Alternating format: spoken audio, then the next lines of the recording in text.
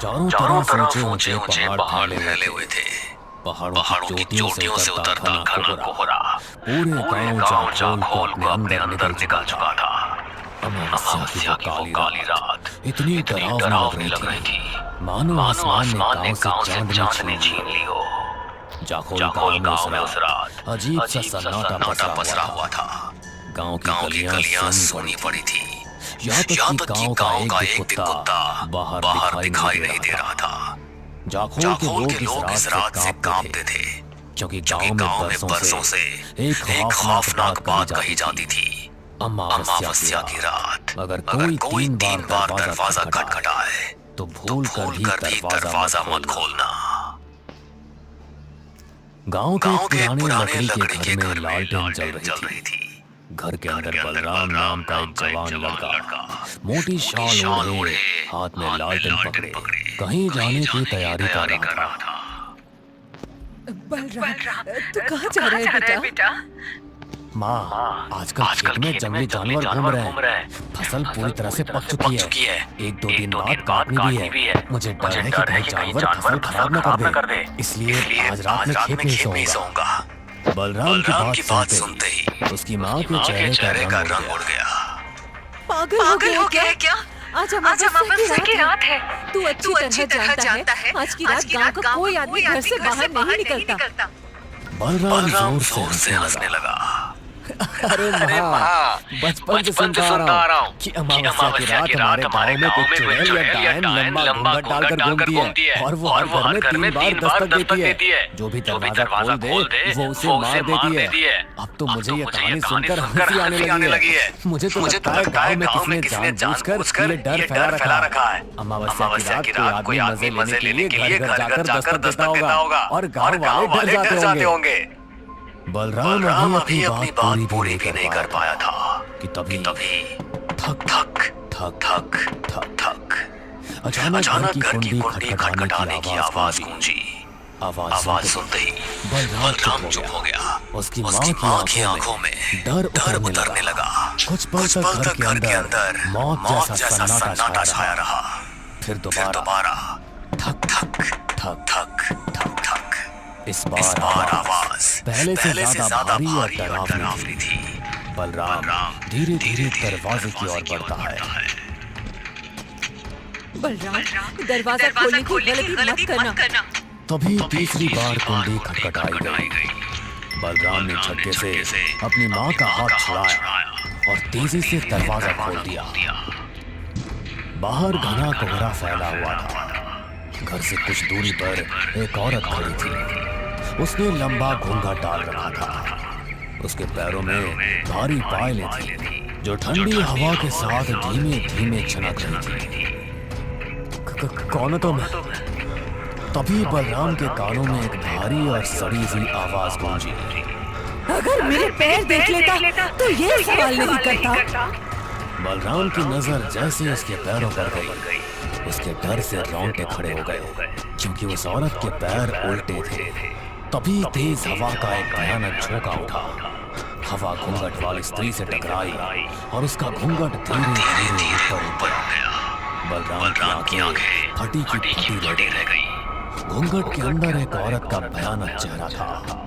उसका चेहरा सड़ा हुआ चौड़ा था। उसकी आंखों की पुतलियां पीली थी। उसके लंबे पीले दांतों से सड़ी हुई दुर्गंध निकल रही थी। उसके नाखून किसी खूंखार जानवर की तरह लंबे और नुकीले थे। बलराम डर कर पीछे हटने लगा, लेकिन अगले पल हवा की रफ्तार से उसका शरीर खुद ब खुद उस घूंघट वाली औरत की तरफ खिंच गया और उसने अपना भयानक हाथ बलराम के गले पर रख दिया। बलराम जोर जोर से चीखने लगा। अगले पल उस औरत ने बलराम को लगभग 10 फीट हवा में ऊपर उछाल दिया। बलराम जोर से जमीन पर गिरा। गिरते उसके हाथ पैर पूरी तरह टेढ़े हो गए। उसका शरीर दर्द से तड़पने लगा। अगली सुबह पूरे गांव में दहशत फैल चुकी थी। गांव के चौराहे पर बलराम की लाश पड़ी थी।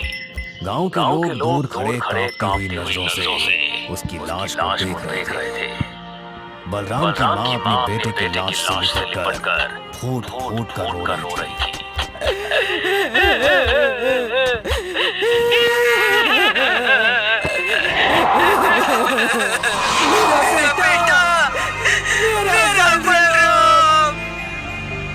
गांव के लोग डर से चुप खड़े थे। कोई भी उसकी आंखों में देखने की हिम्मत नहीं कर पा रहा था। तभी गांव का बुजुर्ग मुखिया धीरे धीरे आगे बढ़ा।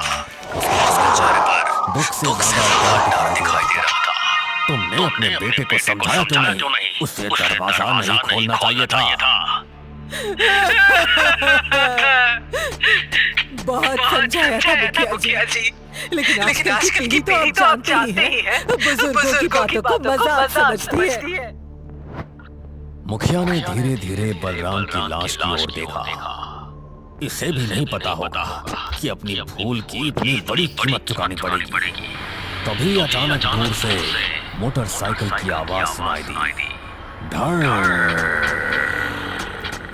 गांव के बाहर एक मोटरसाइकिल आकर रुकी। बाइक पर दो लड़के बैठे हुए थे। उनमें से एक लड़का नीचे उतरा और चारों तरफ पसरे मातम को देखकर हैरानी से बोला, यहाँ क्या हुआ? गांव का मुखिया उसकी तरफ मुड़ा। कौन हो तुम? जी, मेरा नाम अमित है। मैं और मेरा दोस्त हॉन्टेड प्लेसेस और रहस्यमय जगहों पर वीडियो बनाते हैं। इंटरनेट पर आपके गांव जाखोल के बारे में काफी अजीब बातें सुनने को मिली, इसलिए सबसे पहले हम दोनों यहाँ जांच करने आए हैं। अगर मामला इंटरेस्टिंग लगा तो बाद में अपनी पूरी टीम लेकर आएंगे। मुखिया की आंखें अचानक गंभीर हो गई।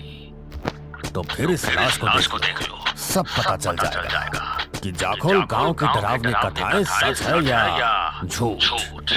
अमित धीरे धीरे बलराम की लाश के पास पहुंचा। जैसे उसकी नजर बलराम के टेढ़े पड़े हाथ पैरों और डर से जमी आंखों पर पड़ी, उसका शरीर कांप उठा।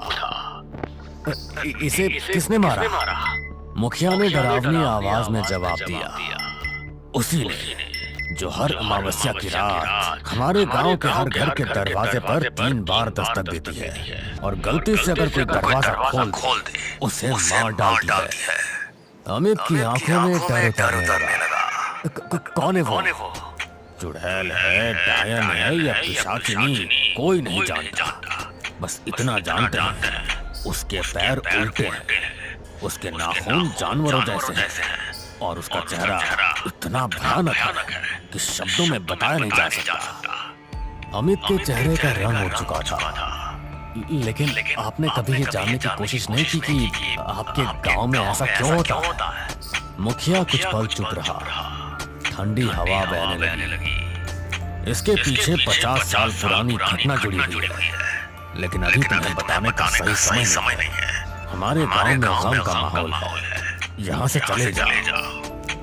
अमित ने डरे हुए चेहरे से अपने दोस्त की तरफ देखा और अगली पल दोनों जल्दी से मोटरसाइकिल पर बैठे और वहां से निकल गए। कुछ देर बाद पूरे गांव के बीच बलराम का अंतिम संस्कार कर दिया गया। लकड़ियों में जलती आग के साथ गांव वालों के चेहरों पर डर और गहरा होता जा रहा था, क्योंकि वे जानते थे अगली अमावस्या फिर आएगी। दूसरी तरफ दिल्ली शहर की चमचमाती रोशनी के बीच पूजा नाम की एक लड़की अपने फ्लैट में बैठी मोबाइल पर वीडियो देखने में व्यस्त थी। मोबाइल की स्क्रीन पर वही यूट्यूबर अमित जाखोल गांव की कहानी बता रहा था। तभी दरवाजा खुला और अंदर आया अतुल पूजा का क्लास में था। हंसमुख, बेफिक्र और हर चीज का मजाक उड़ाने वाला। अतुल मुस्कुराते हुए पूजा के सामने बैठ गया। अरे आखिर ऐसा क्या देख रही हो मोबाइल पर कि तुम्हें पता ही नहीं चला कि मैं यहाँ आ चुका हूँ? पूजा ने मोबाइल बंद कर दिया। रियली आजकल लोगों को हो क्या है? इतनी बकवास वीडियो बनाते हैं और ऊपर से उन पर इतने व्यूज भी आ जाते हैं। अतुल हंस पड़ा। अरे ऐसा क्या देख लिया तुमने? एक यूट्यूबर की वीडियो देख रही थी। जाखोल गांव के बारे में बता रहा था। बोल रहा था कि हर अमावस्या की रात वहाँ कोई औरत गांव के हर घर में 3 बार दस्तक देती है और जो भी दरवाजा खोल देता है अगली सुबह जिंदा नहीं बचता। ये सुनते ही अतुल जोर से हंसने लगा। क्या बकवास है ये? ऐसा लग रहा है जैसे तुम किसी डरावनी फिल्म की कहानी सुना रही हो। तभी वहाँ आर्यन आ गया। आर्यन एक बेहद शांत, समझदार और गंभीर लड़का था। आर्यन और पूजा एक दूसरे से प्यार करते थे। आर्यन मुस्कुराते हुए दोनों के पास बैठ गया। क्या बात है, किस बात पर इतनी हंसी आ रही है? कुछ नहीं, YouTube पर एक स्टूपिड सी वीडियो देख रही थी। किसी ने जाखोल गांव के बारे में अपलोड किया है। जाखोल गांव का नाम सुनते ही आर्यन के चेहरे की मुस्कान गायब हो गई। उसकी आंखों में अचानक गंभीरता उतर आई। कैसा वीडियो? वही कि गांव में हर अमावस्या की रात कोई चुड़ैल या पिशाचिनी हर घर में 3 बार दस्तक देती है और जो दरवाजा खोल दे उसे मार देती है। और 2 दिन पहले ही उसने गांव की एक लड़की को मार डाला। अतुल फिर हंसने लगा। अरे कितनी अजीब बात है। एक डायन गांव वालों को मार रही है और पुलिस हाथ पर हाथ रखकर बैठी हुई है। लेकिन आर्यन नहीं हंसा। उसका चेहरा डर से सख्त पड़ चुका था। अगले ही पल वो तेजी से वहां से चला गया। पूजा और अतुल एक दूसरे को हैरानी से देखने लगे। शाम के समय आर्यन अपने घर के गार्डन में अकेला बैठा हुआ था। उसकी आंखें कहीं खोई हुई थी। तभी वहाँ पूजा और अतुल आ गए। क्या हुआ? तुम अचानक वहाँ से उठकर क्यों चले गए? जाखोल गांव के बारे में तुम जो वीडियो देख रही हो उसका मजाक मत उड़ाओ।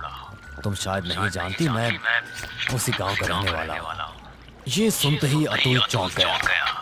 क्या तुम जाखोल गांव के रहने वाले हो? आर्यन ने गहरी सांस ली और दोनों की तरफ देखने लगा। सुनो, उस यूट्यूबर ने जो बताया है, बरसों से हमारा गांव उसी खौफ में जी रहा। गांव वालों की मान्यता है कि अमावस की रात कोई 3 बार दस्तक देती है और जो भी दरवाजा खोलता है वो मर जाता है। बचपन से इसी डर की वजह से माँ और पिताजी ने मुझे मामा जी के घर भेज दिया और फिर कभी गांव नहीं बुलाया। मुझे आज भी गांव वालों के वो डरे हुए चेहरे याद आते हैं और माँ पिताजी की आंखों में आंसू। आज भी जब मैं घर आने की बात करता हूँ माँ मना कर देती है। आर्यन, चलो मान लिया कि बचपन में तुम गांव में रहते थे, इसलिए तुम्हारी सोच वैसी हो सकती है। लेकिन अब तुम शहर में बड़े हुए हो। क्या तुम अभी भी इन बकवास बातों पर यकीन करते हो? पूजा सही कह रही है यार। ऐसा नहीं हो सकता। ये सब सिर्फ फिक्शन मूवीज में होता है, वो भी हॉरर फिल्मों में। आर्यन दोनों को देखने लगा। सच कहूँ तो मुझे भी समझ नहीं आता कि क्या सच है और क्या झूठ। कभी कभी मुझे भी ये सब बकवास लगता है, लेकिन फिर सोचता हूँ अगर ऐसा हम आने से क्यों रोकते हैं? उन्होंने मुझे मामा जी के घर क्यों भेज दिया? पूजा गहरी सोच में डूब गई। तुम्हारे सवाल का जवाब तुम्हें अपने गांव जाकर ही मिलेगा। आर्यन चौंक गया। क्या मतलब? अतुल हंस पड़ा। अरे सीधी सी बात है, हम तीनों तेरे गांव चलेंगे। लेकिन मैंने अभी बताया ना, माँ हमेशा मुझे गांव आने से मना करती है। पूजा मुस्कुराई। हाँ, तुम हमेशा उनकी बात मान लेते हो। देखो आर्यन, अगर तुम्हारा मुझसे शादी करने का मूड नहीं है तो साफ साफ बता दो। आर्यन चौंक गया। इसमें हमारी शादी की बात कहाँ से आ गई? बिल्कुल आ गई। तुम कहाँ के रहने वाले हो मुझे पता होना चाहिए। तुम्हारा गांव कैसा है ये भी मुझे पता होना चाहिए। और क्या तुम अपने माँ पिताजी से मुझे मिलवाओगे या शादी में उन्हें बुलाने का कोई प्लान ही नहीं है? अतुल हंस पड़ा। अरे छुट्टियां होने वाली है और मैंने सुना है जाखोल एक पहाड़ी इलाका है। वहाँ बड़े बड़े पहाड़ और हरियाली है। किसी हिल स्टेशन से कम नहीं होगा। आर्यन उन्हें मना करना चाहता था, लेकिन आखिरकार उसे दोनों की बात माननी ही पड़ी। अगले दिन तीनों ट्रेन में बैठकर जाखोल गांव के लिए निकल पड़े। शाम होते होते ट्रेन पहाड़ी इलाकों में पहुंच चुकी थी। ट्रेन घने कोहरे को चीरती हुई धीरे धीरे आगे बढ़ रही थी। खिड़की के बाहर दूर दूर तक फैले देवदार के पेड़ दिखाई दे रहे थे। पहाड़ों से उतरती ठंडी हवा माहौल को और रहस्यमय बना रही थी। हल्का हल्का कोहरा पटरियों के ऊपर तैर रहा था। यार ये जगह तो बहुत खूबसूरत है। यहाँ तो रहने में मजा ही आ जाएगा। अब देखना होगा आर्यन का गांव और उसका घर कैसा होगा। आर्यन हल्का सा मुस्कुराया।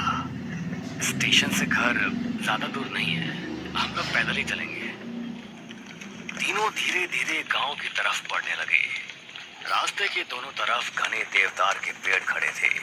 पहाड़ों के बीच से गुजरती पतली सड़क पर हल्का हल्का कोहरा फैला हुआ था। दूर पहाड़ों से आती ठंडी हवा शरीर में सिरहन पैदा कर रही थी। पूजा और अतुल आसपास की खूबसूरती को देखकर खुश हो रहे थे। कुछ देर बाद तीनों आर्यन के घर पहुंच गए। आर्यन ने धीरे से दरवाजे की कुंडी खटखटाई। दरवाजा खुला। सामने आर्यन की माँ खड़ी थी, लेकिन बेटे को देखकर उनकी आंखों में खुशी नहीं, एक अजीब सी दहशत थी। आर्यन! अभी चारपाई पर बैठे उसके पिता की नजर भी आर्यन पर पड़ी। तुम्हें यहाँ नहीं आना चाहिए था। ये सुनते ही आर्यन उदास हो गया। मुझे लगा था बरसों बाद घर लौटूंगा तो आप दोनों मुझे देखकर खुश होंगे, लेकिन यहाँ तो आप दोनों के चेहरे उतर गए। माँ, ये पूजा है और ये मेरा दोस्त अतुल। पूजा ने महसूस किया कि आर्यन के माँ पिताजी बहुत ही डरे हुए थे, लेकिन उसने उस समय कुछ भी नहीं कहा। तुम लोग सफर से थक गए होंगे, हाथ मुंह धो लो, मैं खाना लगाती हूँ। कुछ देर बाद सब लोग साथ बैठकर खाना खाने लगे। पहाड़ी खाने की खुशबू पूरे घर में फैली हुई थी। पहाड़ी गांव के खाने की बहुत तारीफ सुनी थी, लेकिन आज पता चला खाना सच में बहुत स्वादिष्ट होता है। तभी आर्यन हल्के से पूजा की तरफ देखकर मुस्कुराया। पूजा, आहिस्ता बोलो, मत भूलो कि तुम इस घर की होने वाली बहू हो। कहीं ऐसा ना हो कि माँ शादी से इनकार कर दे। पूजा हल्का सा मुस्कुरा दी। रात गहराने लगी थी। बाहर पहाड़ों पर फिर कोहरा उतरने लगा था। तभी आर्यन अपनी माँ के पास आया। माँ, मैं दोस्तों को थोड़ा गांव घुमा कर लाता हूँ। ये सुनते ही उसकी माँ डर गई। पागल हो गए हो क्या? कहीं जाने की जरूरत नहीं है। सुबह का इंतजार करो, रात में बाहर मत निकलो, और कल रात बाहर निकलने की सोचो भी मत। पर क्यों? क्योंकि कल अमावस्या की रात है। माहौल अचानक भारी हो गया। आर्यन चुपचाप वापस कमरे में चला गया। अरे यार, सोचा था गांव की ठंडी रात और हवा एंजॉय करेंगे, लेकिन यहाँ तो सब डरे हुए हैं। अगली सुबह आर्यन अपने दोस्तों को गांव घुमाने ले गया। पहाड़ों के बीच बसा जाखोल दिन में बेहद खूबसूरत दिखाई देता था। घने देवदार के पेड़, हल्का हल्का कोहरा और पहाड़ों से उतरती ठंडी हवाएं पूरे माहौल को जादुई बना रही थी। लेकिन इस खूबसूरती के पीछे एक अजीब सा डर छुपा हुआ था। गांव वाले तीनों को अजीब नजरों से देख रहे थे। उनकी आंखों में साफ डर दिखाई दे रहा था। शाम होते ही आर्यन की माँ जल्दी जल्दी घर की कुंडी बंद करने लगी। माँ, आपने दरवाजा इतनी जल्दी क्यों बंद कर दिया? चुपचाप रहो, कोई सवाल मत करो। बलराम ने भी अपनी माँ की बात नहीं मानी थी और मारा गया। मेरी बात ध्यान से सुनो। कल सुबह अपने दोस्तों को लेकर शहर वापस चले जाना और फिर कभी यहाँ मत आना। इतना कहकर वो वहां से चली गई। अतुल आर्यन की तरफ देखने लगा, लेकिन उसने कुछ भी नहीं कहा। रात गहरा चुकी थी। बाहर कोहरा और सन्नाटा पहले से ज्यादा डरावना हो चुका था। घर के अंदर तीनों बैठे बातें कर रहे थे।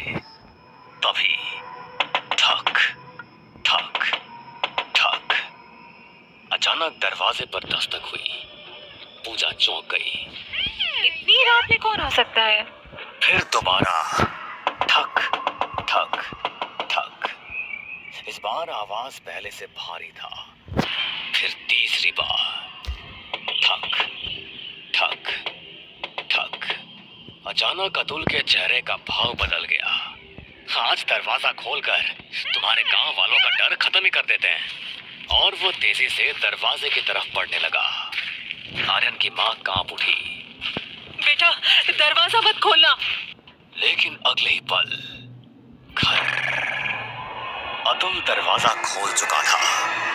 जैसे ही दरवाजा खुला, हवा का भयानक झोंका अंदर घुसा और अतुल का शरीर हवा की रफ्तार से लगभग 4 फुट आगे खिंच गया। उसके सामने एक लंबा होकर उसके पैरों में